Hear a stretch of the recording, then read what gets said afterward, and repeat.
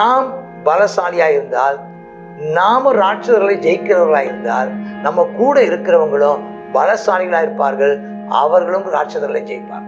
நீங்க ராட்சதர்களை ஜெயிக்கிறவனாக இருந்தால், உங்களால பயிற்சிவிக்கப்படுகிறவர்களும் ராட்சதர்களை ஜெயிக்கிறவர்களாக இருப்பார்.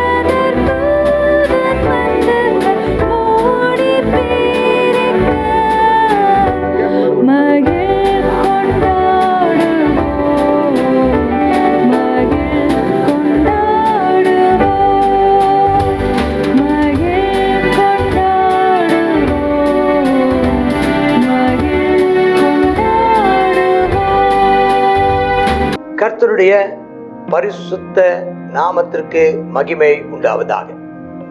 1 நாளாகவும் 20வது அதிகாரம். மறு வருஷம் ராஜாக்கள் யுத்தத்துக்கு புறப்படும் காலம் வந்துச்சு. யோவாப் இராணுவ பலத்தை எல்லாம் கூட்டிக்கிட்டு அம்மோன் புத்திரன் தேசத்தை பால் கடித்து ரப்பாவுக்கு வந்து முற்றுகை போடுகிறான். தாவீதோ எருசலேம்ல இருந்துட்டான். யோவாப் ரப்பாவை முறியடித்து சங்கரிக்கிறான். இந்த இடத்துல ஒரு காரியத்தை நாளாகம புஸ்தகம் சொல்லாமல் விடுகிறது. இந்த இடத்துல தான் தாவீதோ எருசலேமில் இருந்து விட்டான், உப்பரிக்கையில் நடமாடினான், பத்சேபாலை கண்டான், சேர்த்து கொண்டான், அவளுடைய புருஷனாகிய உரியாவை கொலை செய்தான். இது இங்க சொல்லப்படவில்லை. நாலாகம புஸ்தகத்துல அந்த விஷயத்தை என்ன செஞ்சிட்டாங்க, சொல்லப்படவில்லைன்னு பார்க்கிறோம். சரி, இப்ப இது ராஜாக்கள் யுத்தத்துக்கு புறப்படுற காலத்துல எருசலேம்ல இருந்துட்டான். நாம செய்ய வேண்டிய காலத்தில் அதற்கு முன்னுரிமை கொடுத்து அதை கவனம் செலுத்தி செய்யாமல் போனால் தேவையில்லாத இடத்துல நம்ம இருக்க வேண்டியதாயிடும், தேவையில்லாத காரியத்துல நம்ம ஈடுபட வேண்டியதாயிடும். அது கர்த்தருக்கு முன்பதாக பாவமும் அருவருப்புமா போயிடும். நம்முடையதான கிருபையை நம்ம இழந்து போக வேண்டியதா இருக்கும். அவசியமில்லாத பிரச்சனைகளுக்கு ஆளாக நேரிடும்.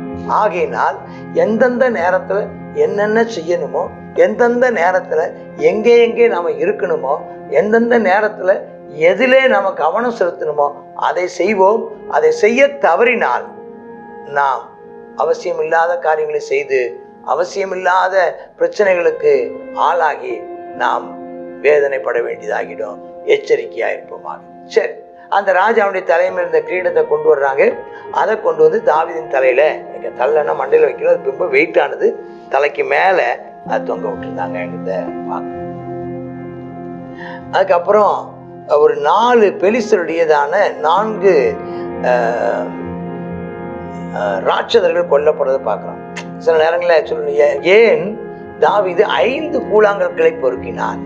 5 கூழாங்கல் பொறுக்கினதுக்கான காரணம் என்னன்னா, தாவீது அந்த கோலியாத்துக்கு இன்னும் ஒரு 4 சகோதரர்கள் இருக்கிறார்கள் என்பதையும் இங்க நம்ம புரிஞ்சுக்கிறோம். கர்த்தர் இயேசு இங்க பாத்தீங்கன்னா, இங்க இந்த 4 ராட்சதர்களையும் கொலை செய்தது யாருன்னு கேட்டீங்கன்னா, அவனை ஜெயிச்சது யாருன்னு கேட்டா தாவீதினுடையதான வீரர்கள் தான் படைத்தாங்க. பாருங்க, கேசேர் அப்படிங்கிற பெலிஸ்தரோட யுத்தம் நடக்குது, கேசேர்ங்கிற ஊர் நடக்குது. அப்போ ஊசாத்தியன் ஆகிய சிபக்காய் என்கிற ஒருத்தன் ராட்சத புத்திரர்கள் ஒருவனான சிப்பாயி என்பவனை கொள்றான். இந்த சிப்பாயிங்கிறவனை கொண்டுட்டான். அதே மாதிரி 2வது இன்னொரு யுத்தம் பெலிஸ்தரோடு உண்டாகுது. அப்ப யாவீரின் குமாரனாய் எல்கானான் அப்படிங்கிறவன் காத்தூரை சேர்ந்த கோலியாத்தின் சகோதரனான லாகேமி அப்படிங்கிறவனை அவனை ஜெயிச்சிட்டான். 3வது மறுபடியும் ஒரு யுத்தம் காத்துல நடக்குது. அங்கே நெட்டையான ஒரு மனுஷன் இருந்தான். அவனுக்கு ஒவ்வொரு கையிலேயும் காலிலாம் 6 விரல் இருந்துச்சான், 24 விரல் இருந்துச்சான். ராட்சத சந்ததியா. அவன் இஸ்ரவேலை நிந்தித்தானா. தாவீதின் சகோதரனாகிய சீமேயின் குமாரன் யோனத்தான் அவனை கொண்டு 20ஆம் அதிகாரம் 8ஆம் வசனத்தில் காத்தூர்ல ராட்சதனுக்கு பிறந்த இவர்கள் தாவீதின் கையினாலும் அவர் சேவகரின் கையினாலும் மடிந்து போனாங்க. அப்போ இந்த ஆட்கள் எல்லாம் நினைச்சிருக்காங்களா? எதனால விழுந்து போறாங்கன்னு பாக்குறோம்னா, தாவீதின் கையினாலும் சேவகரின் கையினால். தாவீதின் கையினால் கொல்லப்பட்டவன் கோலியாத்து, சேவகரால் கொல்லப்பட்ட அவனுக்கு திரும்ப அவனோடு கூட இருந்ததான ஆட்களை நினைச்சுதாங்களா கொன்று போட்டதை நாம இங்க பார்க்கணும். இங்க நீங்க பாத்தீங்கன்னா 3 பேர் தான் இங்க சொல்லப்பட்டிருக்கோம். செபக்காயின்னு அந்த சிப்பாய்ங்கிற ஒண்ணு, 2வது 5ஆம் வசனத்தின்படி லகேமின்கிற ஒண்ணு, 3ஆம் வசனம், அப்புறம் 6ஆம் வசனத்தின்படி ஒரு மனுஷன் இருந்தா 6 விரல் இருந்தா அவன் பத்தி இங்க சொல்லப்பட்டிருக்கிறது. இன்னும் இதை பத்தி கூடுதலா தெரியணும்னா 1 சாமுவேல் புத்தகம் 23ஆம் அதிகாரத்துல இன்னொருவனை குறித்தும் சொல்லப்பட்டிருக்கிறத பார்ப்போம். இங்க 3 பேரு, ஆனா 4 பேர் கொல்லப்பட்டதை நம்ம பார்க்கலாம். அது சாமுவேல் புத்தகத்துல இருந்து நம்ம 2 சாமுவேல்ல இருந்து தெரிஞ்சு கொடுக்கிற விஷயமாக இருக்கு. கர்த்தருடைய நாமத்திற்கு மகிமை உண்டாவதாக. நாம் பலசாலியா இருந்தால், நாம ராட்சதர்களை ஜெயிக்கிறவர்களா இருந்தால், நம்ம கூட இருக்கிறவங்களும் பலசாலிகளா இருப்பார்கள், அவர்களும் ராட்சதர்களை ஜெயிப்பார்கள். நீங்க ராட்சதர்களை ஜெயிக்கிறவனாக இருந்தால், உங்களுக்கு உங்களால பயிற்சிவிக்கப்படுகிறவர்களும் ராட்சதர்களை ஜெயிக்கிறவர்களாக இருப்பார்கள். கர்த்தர் உங்களை ஆசீர்வதிப்பாராக. நீங்கள் ராட்சதனை ஜெயிக்கிற பரம்பரை. கர்த்தர் உங்களை ஆசீர்வதிப்பாராக. ஆமேன், ஆமேன். God bless you. 1 நாளாகமும் 20வது அதிகாரத்தை பார்க்குறோம். இந்த 20வது அதிகாரத்தில் தாவீதினுடையதான கையினாலே அவருடைய சேவகருடைய கைகளினாலையும் செய்யப்பட்டதான காரியத்தை குறித்து இதில் பார்க்குறோம். ராஜாக்கள் யுத்தத்துக்கு புறப்பட்ட நாட்களில் தாவீது வீட்டில் இருந்துட்டார்.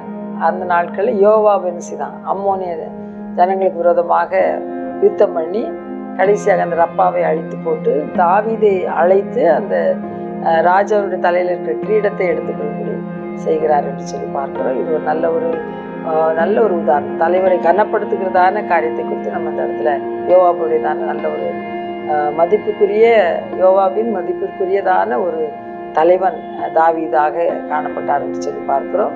அவன் நல்ல மதித்து அதை செய்ய வைக்கிறார்ன்றதை நம்ம இதில் பார்க்குறோம். அது மாத்திரம் இல்லாமல் தாவீதுடையதான சேவகர்களாலையும் தாவீதினாலையும் என்ன செய்யப்படுறாங்க?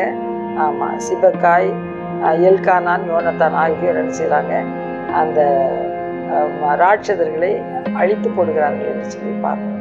இந்த நாளில் நமக்கு விரோதமாக இருக்க எல்லா ராட்சதர்களையும் நாம் இந்த நாளில் விரோதமாக இருக்கிற சத்துருடைய கிரியைகளை என்ன சொல்லப்பட்டிருக்கு? நமக்கு விரோதமாக இருக்கிற எல்லாவற்றையும் நம்ம அதிகாலமே சங்கிருக்கு சொல்லப்பட்டிருக்கு. இந்த நாளிலும் எல்லா அன்னன்னைக்கு உள்ள ராட்சதர்களை அன்னன்னைக்கு நம்ம என்ன செய்யணும்?